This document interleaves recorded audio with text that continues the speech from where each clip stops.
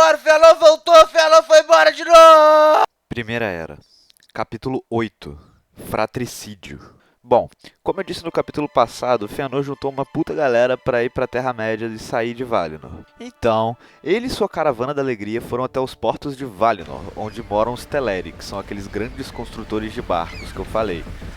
E chegando lá, Fingolfin e Fëanor se reuniram com o líder dos Teleri de Aman, chamado Olwe, que é irmão do Thingol, que ficou pra trás com uma abelha, blá. E nessa reunião, eles pediram uns barcos emprestados para os Teleri para poder ir para a Terra-média, né? Porque não dá para ir nadando. Mas Olwe se recusou, porque os Teleri eram tementes aos Valar, eles não queriam colaborar de forma alguma com essa rebelião de Fëanor. Enquanto eles deliberavam esse assunto, Olwe foi muito inflexível o tempo inteiro, batendo sempre na mesma tecla, que eles são muito fiéis aos Valar, que eles jamais fariam isso, blá blá blá. Já pelo lado dos Noldor, Fingolfin foi quem falou mais, porque ele era mais diplomático, ele era melhor orador do que Fëanor, que também não tinha muita paciência pra conversa. E paciência essa que já tava acabando, por sinal. Fëanor ficou meio de saco cheio daquela porra toda e resolveu entrar no meio da conversa. Olha pro outro lado enquanto a gente estiver pegando os barcos, sei lá, só me presta essas porra, caralho. Eu vou atrás daquele filho da puta e não vai ser uma porra de um elfo verde que vai me impedir. Malditos Teleri! E obviamente que depois disso os Teleri ficaram puto pra caralho e disseram que não iam emprestar mais bosta de barco nenhum e falaram: chega! Saiam da minha casa! Se querem partir nessa missão herege de vocês, que façam sem a minha ajuda!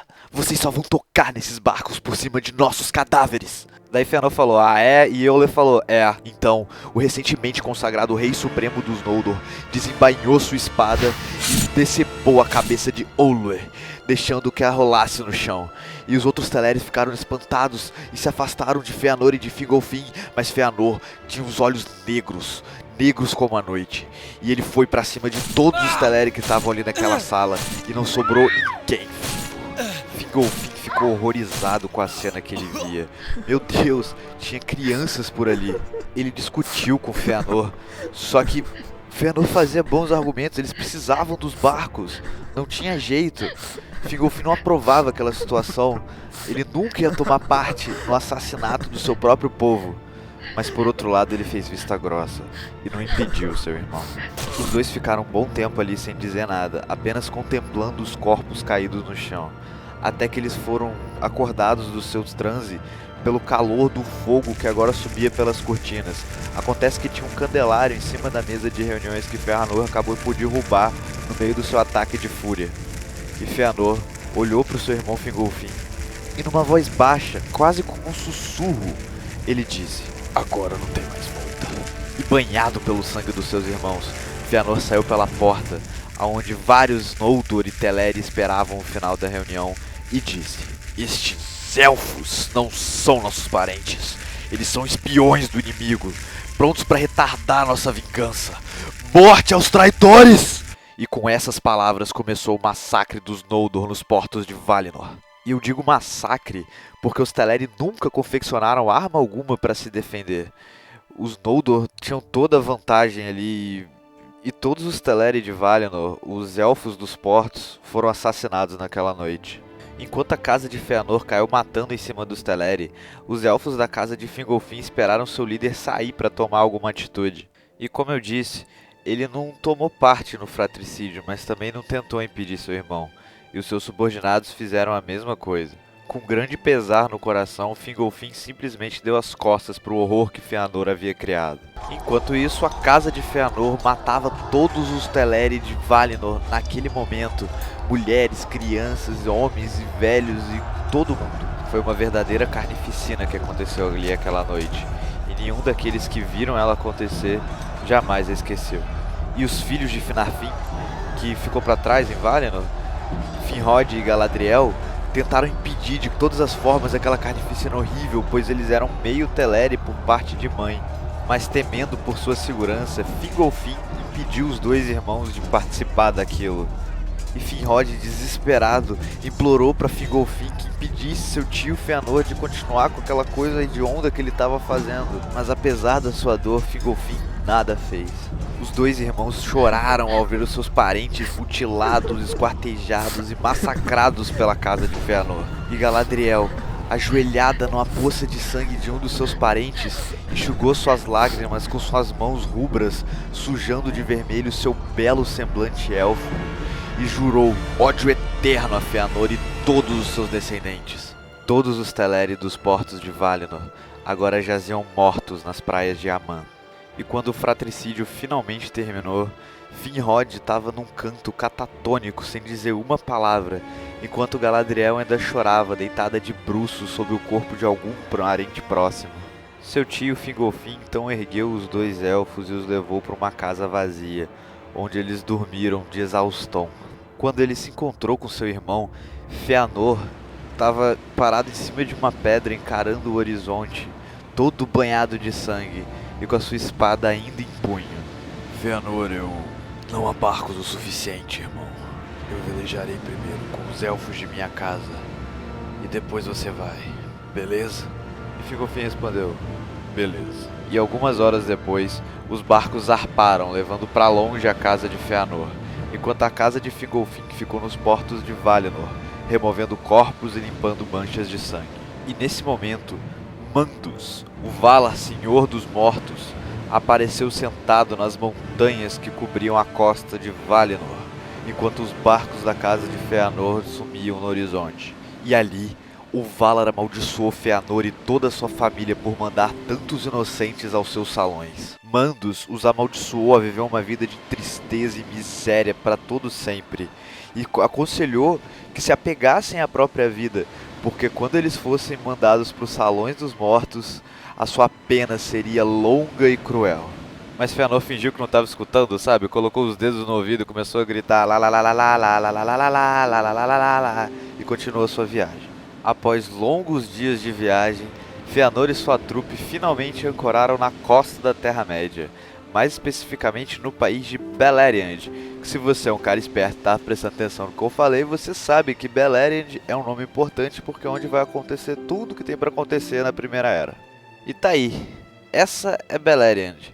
Se acostuma a ver bastante esse mapa daqui pra frente. Mas como eu disse, eles ancoraram na costa da Terra-média, no país de Beleriand, mais especificamente um pouquinho pro norte. E aí, quando a família de Fëanor, os elfos, os whatever, blá, começaram a preparar os barcos, né, pra mandar eles de volta pra Fingolfin poder vir, Fëanor virou e falou: O que diabo vocês estão fazendo? E os elfos responderam: guardando os barcos lá, bro, Fingolfin, tá? Caralho, tu tá querendo me fuder, né? Você viu como aquela galera do Fingolfin ficou bolada com a gente quando a gente saiu de lá? Eles com certeza vão arrumar problema da próxima vez que eles nos encontrarem. Melhor deixar aqueles putos lá mesmo. E os elfos tentaram botar juízo na cabeça de Fëanor, do tipo: perigoso isso aí, hein, chefe? Os caras lá vão ficar nervosos, hein? Vai dar problema isso aí pra nós depois, hein? Só que obviamente Fëanor não quis nem saber, e no esplendor da sua pilha errada, ele ateou fogo em todos os barcos para que nenhum elfo que estava em Aman alcançasse a Terra-média jamais. Enquanto isso, do outro lado do mar, passaram-se alguns dias. Então passaram-se mais alguns, e muito mais do que os dias que deveriam passar. Aliás, passaram-se alguns dias tá errado, né? Porque, de novo, não tinha dia, só tinha noite. Mas enfim, passou muito mais tempo do que devia. E os elfos de Fingolfin perceberam que eles tomaram meio que um perdido da galera do Fëanor. Daí eles se viram numa situação meio chata, né? Porque não dá pra ir nadando e não tem mais barco nenhum pra velejar até a Terra-média. Mas também não dá pra voltar porque eles saíram gritando: ah, pau no cu do Valar, não sei o que lá. E foram banidos. Então eles meio sem saber o que fazer. Pá. E até que Fingolfin virou e falou: Não tem jeito. Vamos ter que tentar a passagem pelo norte. Que, caso você já tenha se esquecido, eu expliquei que Arda é tipo um pulmão. Existe Aman de um lado, a Terra-média de outro, literalmente um oceano dividindo os dois. E em cima tem uma terra congelada muito extensa, que é praticamente intransponível. Mas como esses elfos estavam meio sem opção, eles decidiram tentar ir por lá. Então, Fingolfin foi perguntar aos seus dois sobrinhos o que eles fariam. E Galadriel respondeu: Nós iremos para a Terra-média. Nós testemunharemos com nossos próprios olhos a concretização da maldição de Mandus e a ruína da casa de Fëanor. Nem que tenhamos que atravessar o inferno congelado para isso.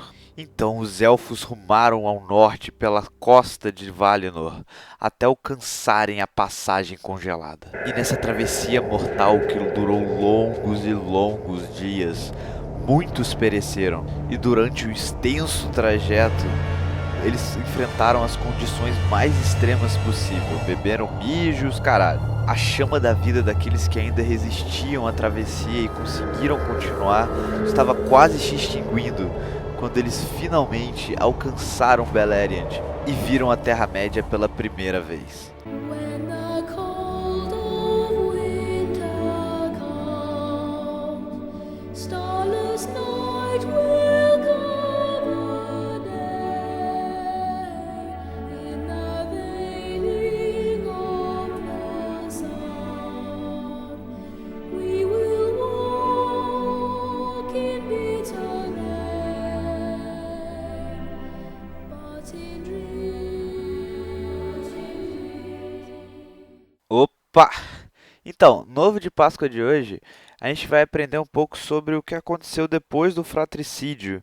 Os Valar, eles fizeram uma barreira em volta de Valinor para banir qualquer um que tentasse chegar lá, porque afinal agora tinha os elfos que foram banidos de Valinor, eles não queriam que ele retornasse, então eles pediram a Ulmo, que era o Senhor dos Mares, que continuava sem forma no fundo do oceano, para que impedisse qualquer marinheiro que partisse da Terra-média para Valinor. Ulmo se encarregou de fazer com que nenhum desses marinheiros alcançasse o seu destino. Então Valinor ficou selada e proibida para qualquer um. E é isso, se você gostou do vídeo, dá um joinha, se você prefere não dar o joinha, não dê, mas se inscreve no canal, na moral.